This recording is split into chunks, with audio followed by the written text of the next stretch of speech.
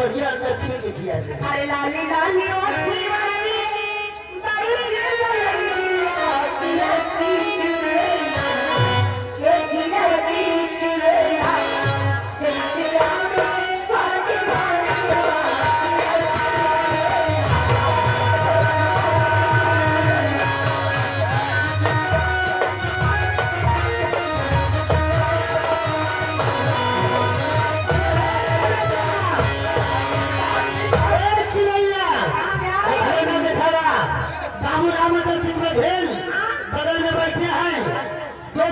₹51 start और करेंगे जो कुछ जाओ गाना पूरी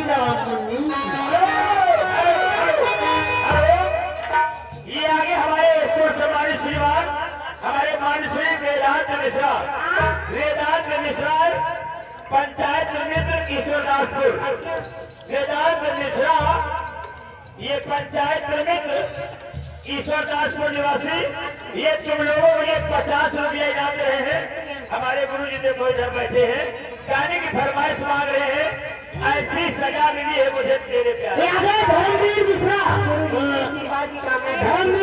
धर्मवीर कोटिया चित्रा कहने वाले हैं। ये 100 रुपए धर्माली को उपहार दे चुके हैं। भाई साहब हमारी पार्टी बहुत बहुत धन्यवाद। अरे ऐसी सजा मिली है मुझे